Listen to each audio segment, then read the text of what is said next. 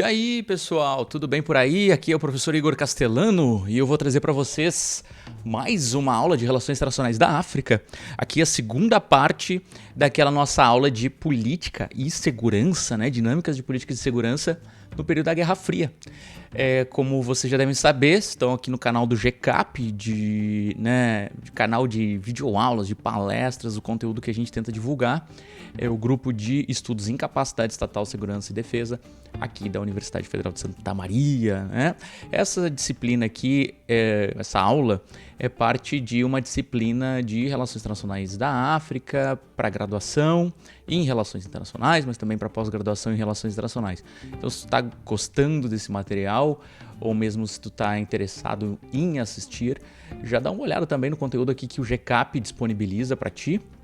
É um conteúdo bem legal que lida com questões mais sociológicas e históricas das dinâmicas de segurança, defesa, guerra, formação de estados, política externa de países, principalmente países do sul global, aqui especificamente de países africanos. Vamos para a aula então.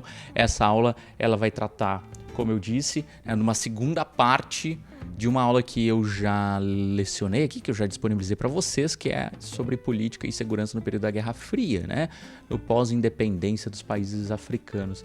Então aqui apareci ali aqui que a gente vai complementar um pouco das discussões que fizemos no vídeo passado. Vou colocar, se possível, aqui nossa tag, né? Nosso íconezinho aqui em cima, para que vocês consigam recuperar o que foi o vídeo passado. Lembrando sempre que esse vídeo é uma videoaula assim, bem resumida. As discussões mais aprofundadas têm que ser feitas por meio de encontros presenciais, de conversa, de debates, de leitura principalmente. Não adianta nada achar que com uma videoaula você vai entender qualquer coisa que realmente seja importante sobre fenômenos das relações internacionais, fenômenos históricos, fenômenos sociológicos, né? Aqui a gente só tenta instigar, né, o conhecimento para que vocês realmente vão atrás daquilo que vai fazer vocês aprender de verdade, né, com mais constância e mais substância, né, que são os livros, exatamente os livros.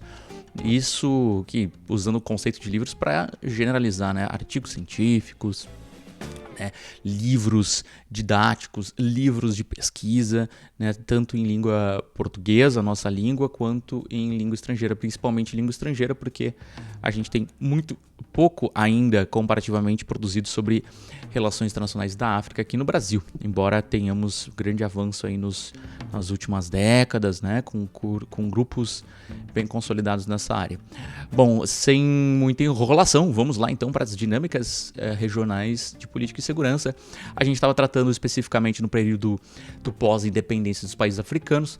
Aqui importa bastante a gente ver que desde o processo, né, do início do processo de conformação de estados independentes, nós vamos perceber uma organização por parte de países africanos que não é necessariamente consensual. Tem pontos consensuais, tem pontos muito cooperativos, mas tem pontos conflitivos também. Isso geralmente não aparece, né, nas aulas mais gerais e genéricas sobre relações internacionais da África ou história da África. Então isso é bem importante a gente levar em consideração. E essa existência de um ambiente político, né, de interação, de rivalidade, de propostas, de contrapropostas, e como que os resultados são sempre resultados que envolvem, né, disputa de poder, disputa de interesses. Nesse caso aqui, a gente vai ter no ambiente que vai conformar o panafricanismo concreto, que é a constituição de uma ordem pan-africana, a gente vai ter pelo menos 3 grupos que vão disputar, né, as suas visões sobre a integração regional, as dinâmicas regionais políticas, securitárias, mas também depois econômicas, né, para esse continente inteiro. O que é muito interessante, né, porque um continente inteiro se propõe a pensar como que vai ser sua ordem pós-independência. Tô tentando dar o pause aqui para tomar água, mas não tô conseguindo acertar os botões aqui. Deixa eu tentar de novo. Agora acho que peguei. Então, voltando. Exemplos, né? o governo do Zaire, Mobutu Sese Seko, contra o governo de Angola. Né? Ele não vai só fazer um confronto discursivo, né, direto, mas ele vai apoiar grupos armados. Vai apoiar a FNLA, né? Vai apoiar a UNITA na África do Sul contra os países da linha de frente. Não vai só fazer um discurso anti-comunismo, né? Mas vai apoiar com equipamentos, com assessores militares, com operações e cobertas, às vezes até com envio de tropas, né? Para enfraquecer, vai apoiar os grupos rebeldes nos países de linha de frente, Angola, Moçambique, Zimbábue em período posterior, e para enfraquecer esses estados que, por sua vez, apoiavam, né, os movimentos de libertação na própria África do Sul. Né? Os movimentos de libertação nacional, como a luta armada do CNA, né, do Congresso Nacional Africano. Mesma coisa as relações com Nigéria e Costa do Marfim, que apoiavam-se mutuamente grupos insurgentes. Né? Costa do Marfim apoiou, junto com a França, né, a desestabilização interna na Nigéria, o separatismo de Biafra, Senegal e Mauritânia, Etiópia e Somália.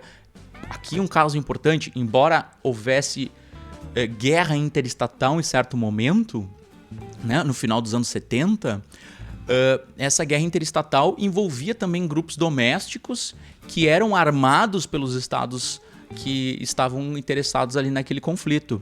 Etiópia e Sudão, né, os conflitos que envolviam, por exemplo, o separatismo do Sudão do Sul, e Líbia e Chad, conflitos em relação à fronteira, né, e a controle de reserva de recursos importantes ali no deserto do Saara. Então, seguindo, é importante a gente entender que essa lógica de rivalidades interestatais está presente sempre nesses momentos do período pós-Guerra Fria, ou melhor, do período pós-independência, assim como já estava presente, né, no período pré-colonial, em que existia, claro, uma disputa ou rivalidades interestatais, né, não de estados modernos, mas de estados pré-modernos, dentro do continente africano, como em qualquer lugar nas relações internacionais. Né? Rivalidades acabam acontecendo quando a gente tem um dilema de segurança, como a gente tem uma disputa de poder, quando a gente tem um desafio ali, inclusive, de instabilidade e anarquia num sistema muito desordenado. E aqui, por exemplo, no período da Guerra Fria, algumas das guerras que aconteceram, né, guerras que tinham sua característica principal, ali que eu tô com a cabeça ali na frente, só um pouquinho. A sua característica principal era de guerra extraestatal. O que é guerra extraestatal? É a guerra de libertação nacional. É o que geralmente os índices, né, os bancos de dados de conflitos chamam de extraestatal. É a guerra de movimentos de libertação nacional. Então aqui ocorreram várias justamente pelo processo de libertação nacional nesse período.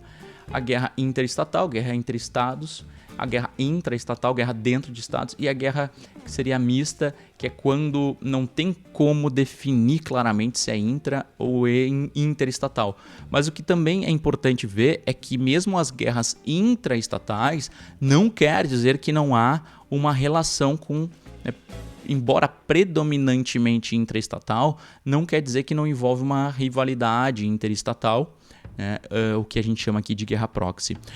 E as distribuições aqui na África Central, eu coloco aqui uma interrogação, justamente porque as discussões sobre o Complexo Regional de Segurança não colocam a África Central, mas poderíamos dizer, né, que a África Central é uma região das mais conflituosas nesse momento, no Maghreb até menos conflituoso do que a África Central, uma região, a África em si, uma região com um nível considerável aqui de conflitos, 10, 15, 27, nesse período da Guerra Fria, que é um período curto para os estados africanos, né, que vai ali de 60 a 90, 89, 90, tem, alguns começam aqui ainda 90, estamos considerando 91, que é a dissolução da União Soviética.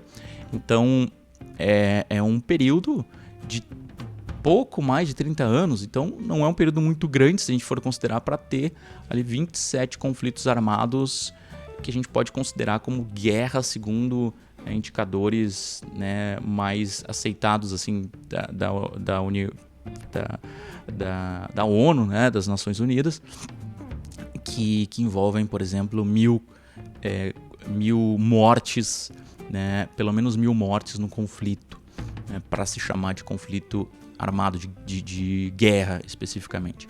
Bom, passando rapidinho, né, para dinâmicas de segurança e política aqui em algumas das sub-regiões, né, a gente tem desde o início, então, da independência, uma certa polarização entre francófonos e anglófonos na África Ocidental.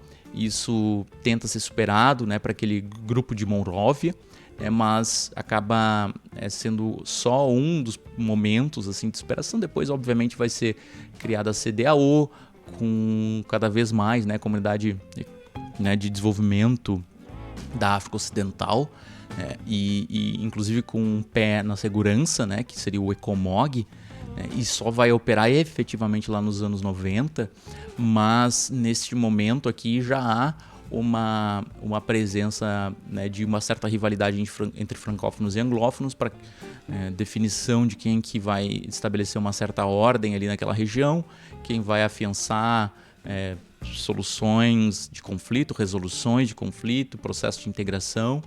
E é claro que esse conflito ele vai se dar, né, essa disputa vai se dar mais acirrada após a Guerra Fria, porque a principal potência representante dos anglófonos aqui é a Nigéria. Ela tem um grande desafio, que é o desafio da integridade territorial, que é esse conflito aqui, o conflito de Biafra, do separatismo, né, da República de Biafra, representada sobretudo por um essencialismo étnico da etnia Igbo, que vai ter interesses regionalistas, como eu tinha comentado na aula passada, né, como o regionalismo e o unitarismo é importante nesse momento do pós-independência para definir o que vai ser o Estado Nacional no período do pós-independência. E aqui justamente há um momento de governo, né, há um golpe militar, né, de tendência a fortalecer os grupos Igbo, que é um grupo que está numa região muito próspera do ponto de vista de recursos de hidrocarbonetos, de petróleo, entre outros. E nessa região, né, há um golpe militar, né, em 66, 67 um outro golpe militar que vai levar em 67, primeiro um golpe militar pró-Igbo e outro golpe pró-Yorubá, e Hausa. Yorubá, sobretudo nessa região aqui do oeste e norte Hausa, que tem já influência aqui também do islamismo. E essas disputas elas datam do período colonial, porque essas divisões étnicas regionais elas foram estabelecidas como uma forma de controlar a população, de estabelecer divisões no próprio Estado colonial. E essa tentativa de dividir, de segmentar por meio de suposto vínculo étnico, o que nunca tinha sido necessariamente fortalecido no período pré-colonial, é que estabelece critérios de vínculo e pertencimento político com base na etnia. E então você tem a criação de grupos de exaltação, do nacionalismo Igbo, a mesma coisa dos Hausa, e essa disputa começa a produzir confrontos, inclusive civis, de disputa, de assassinato, de perseguições, e que vai levar a uma guerra civil, que é a Guerra Civil da Nigéria, em que a república, ou que o grupo Igbo dessa região de Biafra busca, então, uma independência que vai ser apoiada por Israel, que vai ser apoiada pela França, que vai ser apoiada pela Costa do Marfim. Então, assim como lá em Katanga, na República Democrática do Congo, atual República Democrática do Congo, aqui também tem tudo que mais de conservador e regionalista, o que mais representa enclaves econômicos neocolonialistas que estão aqui presentes. E por incrível que pareça, quem vai apoiar o Estado da Nigéria, o governo central, é a ex-metrópole. É justamente o que não acontece lá no caso do Congo, que a ex-metrópole, a Bélgica, apoia o separatismo de Katanga. Aqui é o contrário. Aqui a ex-metrópole apoia o governo central, a Inglaterra apoia o governo central e consegue derrotar e estabelecer um certo sistema de de distribuição, de arranjo de distribuição, mas com um governo central muito forte, com um papel dos militares muito forte depois, assim, durante todas as décadas que se desenrolaram depois desse conflito. Então, uma elite que conseguiu, ou que se colocou, né, na responsabilidade de manter a integridade territorial na Nigéria, obviamente com uso da força, com perseguição, continuando essa guerra civil por muitos anos, embora formalmente ela estivesse encerrada. No Chifre da África também, os conflitos eles tiveram daí sim uma relação muito mais próxima com a Guerra Fria, com disputas entre Estados Unidos e União Soviética.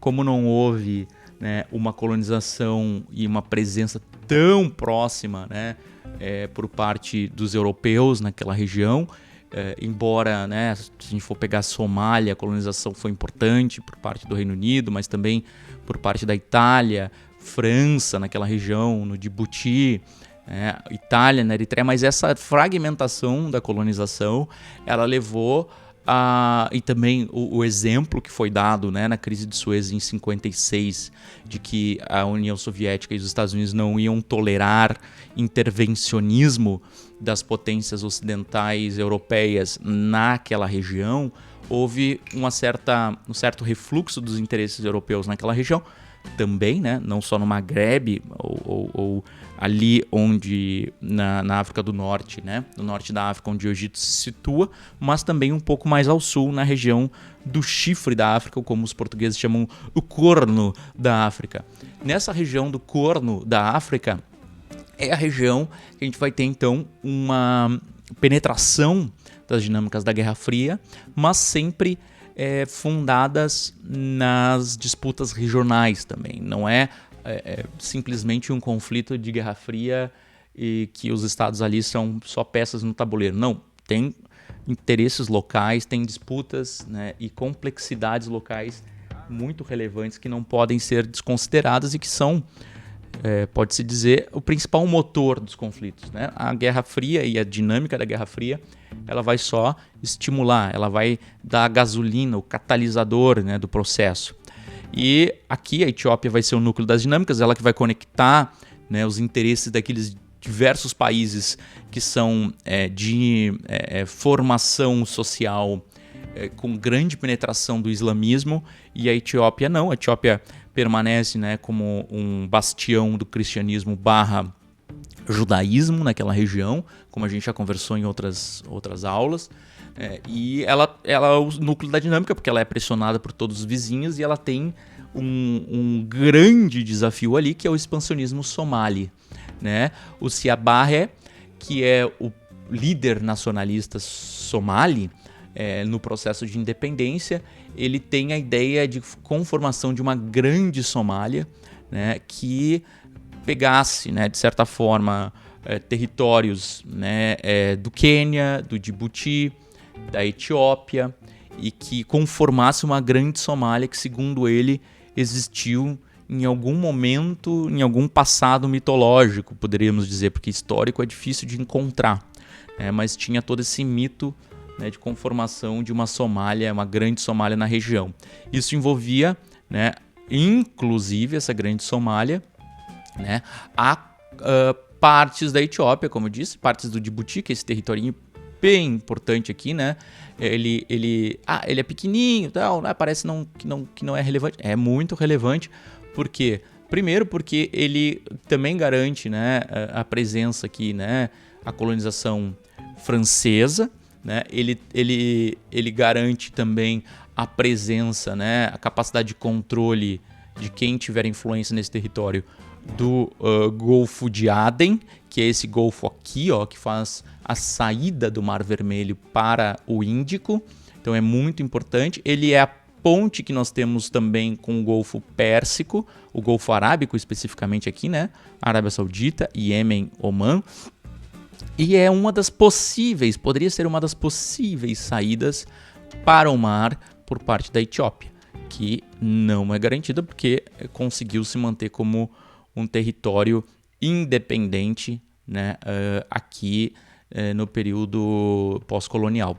Também Eritreia, então, é uma região muito importante, mas que a Etiópia consegue garantir que se tornasse parte do seu território no imediato pós-independência, mas isso sempre muito instável, não só por parte da Eritreia e dos movimentos de libertação da Eritreia, mas também por movimentos próximos aqui nessa região do Tigray, né? Movimentos também que vão tentar, por hora, né, conflitar, né, ou disputar com a política do governo central, e outros momentos até se aliar ao governo central. Isso vai variar de momento a momento, né? Mas quando a Etiópia, a partir de 75, 76, começa com uma política, né, com a nacionalização da economia, com uma política que flerta aí com o comunismo, né, e o Partido Comunista, então, e o revolucionário,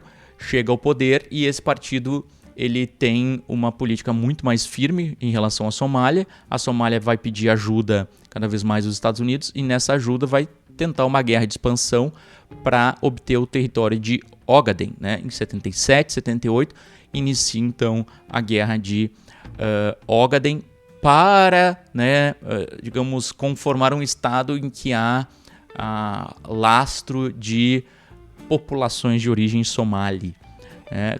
Como se isso fosse justificativa para conformar um estado, sendo que nenhum estado é íntegro do ponto de vista demográfico e étnico ao redor do mundo. Pouquíssimos é que são, né? Japão e mais. Talvez a Alemanha buscava que isso também acontecesse, mas assim, são pouquíssimos estados que têm efetivamente uma organização étnica homogênea, né? Então, nesse caso aqui, a Somália buscava ter uma integridade do tipo aquele espaço vital ou integridade étnico-territorial, né? E produziu conflitos durante todos os anos 70, início dos anos 80.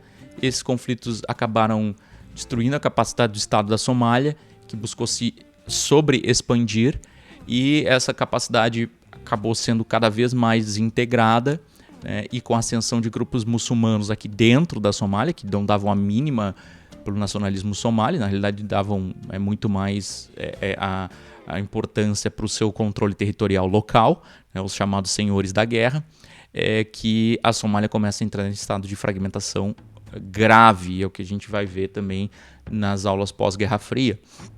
África do Norte, o Maghreb também.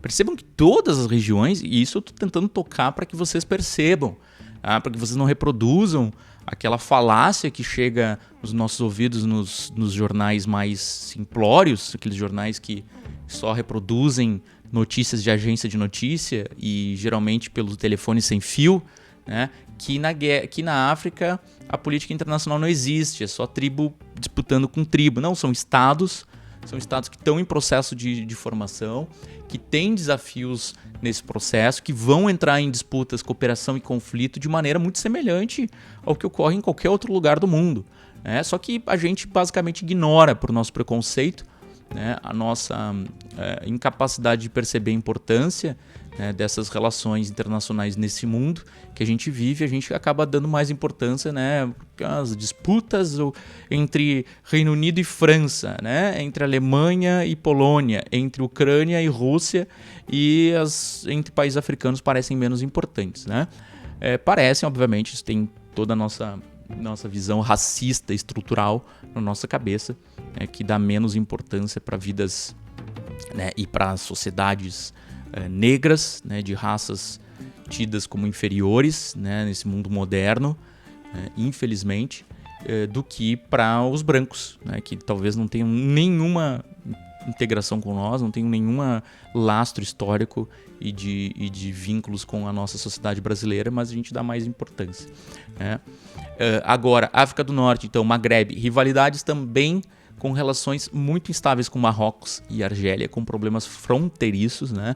Naquela região, a disputa pelo fósforo, que é um produto importante para toda a indústria química, né? Indústria química para produtos conservados, alimentícios, e toda também a indústria de polímeros, né? Vai ser importante nesse momento no Marrocos e Argélia, Vai ter uma disputa fundamental aqui, que é essa disputa da Guerra de Areia de 63, que é as fronteiras, onde que vão ser demarcadas as fronteiras entre Marrocos e Argélia. Isso vai produzir uma guerra importante, né, convencional. Aqui são poucos os grupos proxy, é uma guerra entre estados. E outra guerra, agora temos que avançar um pouquinho aqui, outra guerra importante é essa de anexação do Marrocos, pelo Marrocos, do Saara Ocidental, de 1975, no mesmo momento que a transição da descolonização de países ex-colônias portuguesas, também há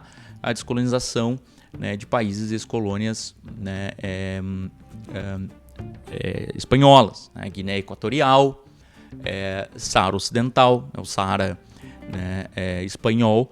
E aqui a gente vai ver desafios relevantes para o Saara Ocidental se tornar independente. O Marrocos vê aquela região como muito relevante, tanto pelos recursos, mas também para ser um tampão para que a Argélia, que sempre apoiou os grupos de independência, principalmente a Polisário, né, grupos de independência naquele território, para que a Argélia não tenha, aqui é a Guerra de Areia, que a Argélia não tenha acesso a nenhum grupo aliado que garanta acesso da Argélia ao Oceano Atlântico, sendo que Ceuta, o Estreito de Gibraltar, é controlado ainda, tem um controle por parte de Marrocos também. Então, se Marrocos quiser trancar essa fronteira, a depender, né, das respostas da Espanha, por exemplo, é possível. E a Argélia depende muito, né, desse escoamento, né, para os seus recursos, principalmente petróleo, né, sua exportação de fósforo, chegar no mercado internacional, principalmente nos Estados Unidos. E aí, como que isso vai ser... Como que a Argélia vai tentar burlar, né, ou superar esse desafio? É justamente apoiando, né, a independência do Saara Ocidental, ex-colônia espanhola, que o Marrocos vai, obviamente, tentar, né, agregar, né, ocupar violentamente com o que eles chamam de Marcha Verde, que não tem nada de verde, só se for das Forças Armadas, né, e basicamente construindo muros, né, que são fortalezas militares, para que o acesso ao mar seja garantido, né, não haja acesso ao mar por parte dos grupos independentistas, a não ser em uma faixa muito pequena do território, com grandes desafios de logísticos aqui. E então a gente vai perceber como, né, o Marrocos tem uma política de genocídio, de destruição do movimento de independência, que, por outro lado, é apoiado pela Argélia. A Argélia dá bases para esse grupo. Aqui sim, uma guerra proxy bem importante, né, e que cada vez mais, né, o Marrocos vai apertar, vai pressionar para que não haja projeção estratégica, não haja espaço para constituir qualquer tipo de conflito militar mais capacidades militares e mais um conflito militar mais convencional aqui nessa região. Então a ONU vai acabar interferindo, né? Vai ter uma missão de paz, né? Para tentar, de observação inicialmente, depois uma missão de paz, de tentar intervir e estabelecer um certo referendo aqui para a independência do Saara Ocidental, o que nunca vai se constituir porque o Marrocos não tem interesse nenhum e também não tem pressões, né? O Marrocos é um aliado importante dos Estados Unidos, né? É uma ponte que os Estados Unidos fazem entre a África e o Oriente Médio, é muito nesse trinômio Marrocos, Israel e Estados Unidos. Então, os Estados Unidos não têm nenhum interesse em pressionar mais o Marrocos e a sua monarquia a apoiar, né, ou a liberar a independência do Saara Ocidental.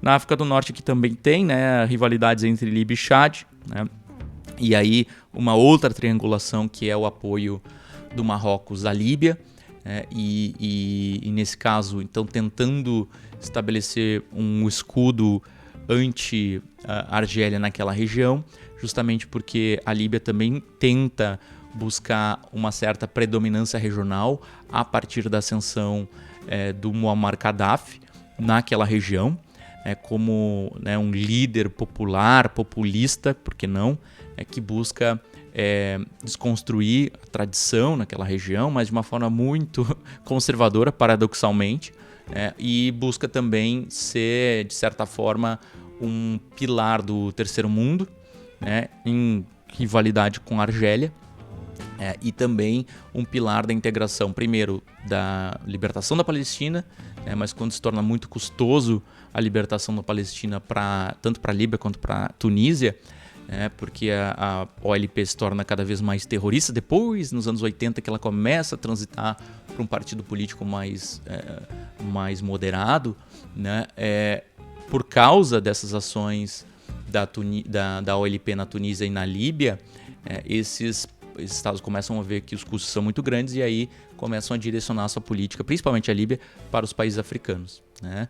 A Argélia também tem uma tentativa de liderar na política árabe, né? de absorver o papel que o Egito acaba perdendo, né? Quando ele faz um acordo em 1970, né? Depois de 1973, né? Na Guerra do Yom Kippur, e aí em 77 com um acordo mais formal de reconhecimento, né, de Israel e de aliança do Egito com os Estados Unidos. A Argélia tenta buscar para si também essa liderança do arabismo, né?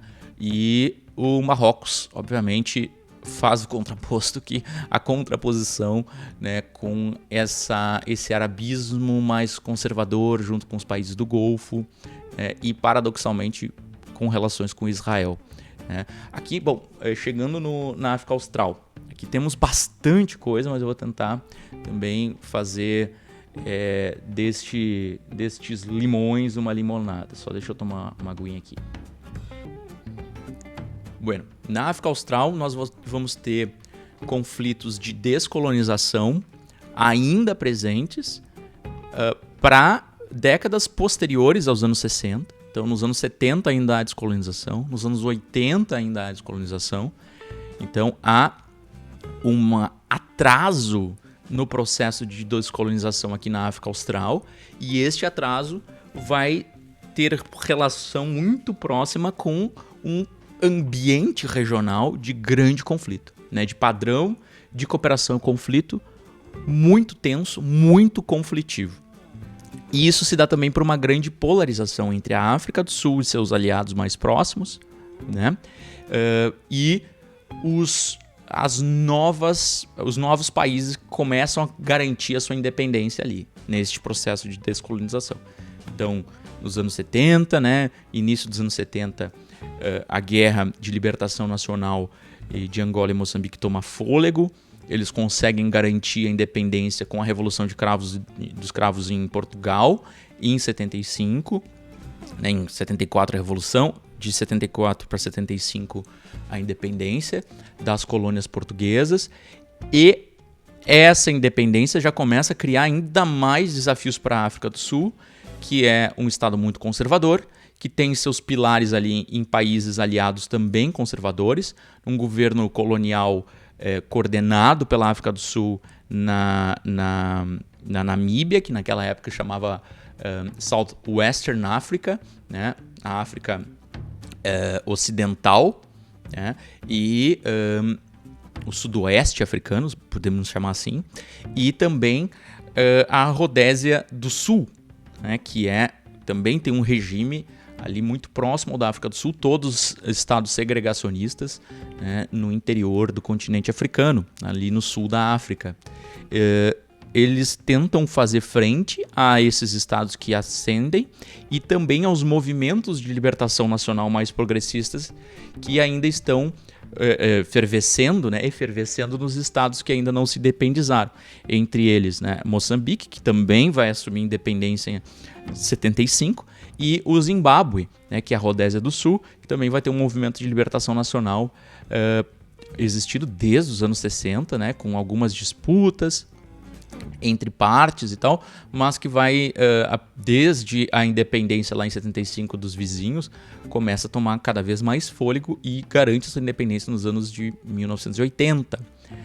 E essa independência traz cada vez mais problemas para a África do Sul, porque ela vê as fronteiras do seu cinturão protetor naquela região ruírem. e essas fronteiras estão chegando cada vez mais próximas à África do Sul. Ela não consegue ter mais tantos recursos internacionais para constranger os estados vizinhos a não apoiarem grupos domésticos de libertação contra o apartheid e tampouco de libertação contra a Namíbia, né, ou o sudoeste africano. Então é ali que as coisas vão acontecer. Alguns dos aliados da África do Sul também têm, por exemplo, o Zaire, né, que é o Congo, e que vai tentar também fazer a contra-insurgência ou a contra-revolução na ordem regional, lutando contra Angola. Então isso desestabiliza um pouco mais aquele que é o país, o maior candidato a rival da África do Sul na região, que é Angola. Então tem na retaguarda de Angola um estado muito forte, que tem muitas capacidades relativas, né, mas que também tem um território muito vasto e um apoio significativo das potências ocidentais, né, desde Bélgica, mas nem tanto mais importante nesse momento, mas França e Estados Unidos. Tá? Aqui nós temos, né, sobretudo nos anos do final, por causa disso, né, dessa aproximação cada vez mais da instabilidade regional para a África do Sul, né, contra esse regime branco segregacionista do apartheid, é que a África do Sul vai se ver muito pressionada. Claro, já tem naturalmente uma política expansionista e ofensiva, né, mas pressionada a adotar a quebra na política do apaziguamento e a ascensão de grupos cada vez mais conservadores, né, no próprio governo da África do Sul, com a ascensão do P.W. Botha, não só como primeiro-ministro, mas também como presidente, e garantindo uma política no centro do Ministério da Defesa, do establishment de defesa, que ele comanda quase que de forma autônoma, né, como ministro da Defesa já, não só como presidente, como um primeiro-ministro, mas também como ministro da Defesa. E a ideia de que existe, né, a necessidade de adotar o Big Stick na África Austral, né, assim como houve o Big Stick, né, dos Estados Unidos, né, na política do Ted Roosevelt, né, no final do século XIX já havia, né, o início da política do Big Stick, início do século XX. Aqui na África Austral também acontece, né, e a ideia é justamente dar a cenoura e o porrete. A cenoura seria a tentativa de blindar a cooperação que os países revolucionários da África Austral faziam dentro da SADC, né, da SADCC. A partir de abril de 80, cria-se essa organização justamente com a independência do Zimbábue, e essa tentativa da constelação de estados da África Austral é a África do Sul tentando revidar essa iniciativa dos países da linha de frente, que são os revolucionários da África Austral, e tentar comprar aqueles que têm uma posição um pouco tímida em relação ao apoio, né, da ASADCC, né, a SADC. Então, tanto os pequenos, né, Lesoto, Suazilândia, Botsuana, para tentar conter eles e dar uma política de relações comerciais para investimentos da África do Sul. Isso não funciona, né? E a África do Sul acaba tendo que cada vez mais utilizar a força militar. A gente sabe que estados, quando estão enfraquecidos, é que acabam usando a coerção, né? Senão a coerção não precisa nem ser utilizada, só a ameaça dela já serve. Nesse caso aqui, a coerção teve que ser utilizada, infelizmente, né?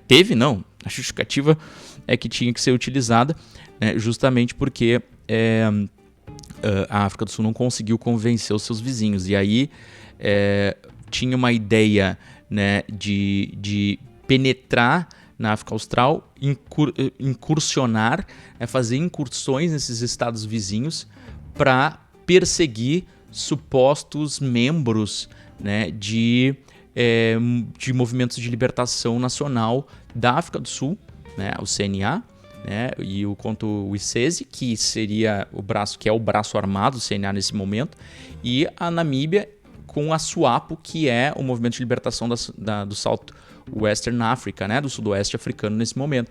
Então a ideia é que eles estavam ali procurando rebeldes do seu próprio estado, mas na realidade eles estavam querendo destruir mesmo a capacidade dos seus vizinhos. E o porrete então predominou durante os anos 80 com uma coerção econômica e extraeconômica, apoio a grupos de oposição, operações encobertas, tentativa de assassinato, guerra às vezes interestatal mesmo, com características interestatais, como foi, por exemplo, a guerra de Cuitucuanavale, né, em Angola, no final dos anos 80.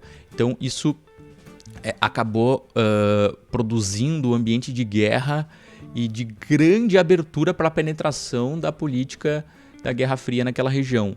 Muito embora a União Soviética não tinha mais condições realmente de investir muito em movimentos de revolucionários e de libertação nacional mais atrasados, a Cuba fazia uma tentativa de apoiar esses movimentos, né, contra a África do Sul. E a gente tinha então, na própria África do Sul, né, pressões internas para reformas democráticas, tentativa de que as reformas propostas pelos brancos fossem anuladas, porque elas eram claramente inefetivas, né? E os brancos insatisfeitos porque havia uma crise econômica. Nos anos 70 houve um embargo compulsório frente à África do Sul, né? Em 78 houve uma resolução, né, e a construção de uma rede para a independência da Namíbia também. Então, houve, de certa forma, na sociedade civil, uma organização, né, de movimentos de libertação nacional, movimentos apoiadores, anti-apartheid, para que para que essas pressões também roessem por dentro o regime do apartheid. Tá? Aqui encerramos, porque já nos passamos bastante. É a segunda parte, tá, já de uma aula muito longa, né, sobre o período da Guerra Fria e a transição político e securitária nesse momento da Guerra Fria no continente africano. Esse momento assim, de grande estabilidade a gente vai ver que vai continuar nos anos 90. Aqui, particularmente na África Austral, há uma certa, final dos anos 80 para os 90, há um certo otimismo, porque o regime do apartheid entra em crise, e aí há a possibilidade de uma transição política ali naquela região, para uma região até mais cooperativa. Mas a gente vai ver que nos anos 90 a gente tem um cenário ainda pior. E isso vai ser agravado com um outro cenário que a gente ainda não viu, que é o cenário socioeconômico do período da Guerra Fria, de momentos de grande crise econômica e social, que nós veremos no próximo encontro, na próxima aula, que logo postarei aqui no canal do GCAP do YouTube. Tá bom, turma? Se curtiram, se acharam interessante, né, manifesta aí com o teu comentário.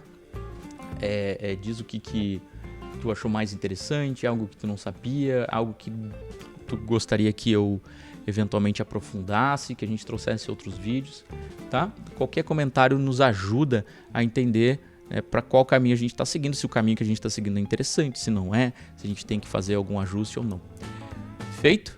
A gente precisa desse feedback. Até o próximo encontro, grande abraço!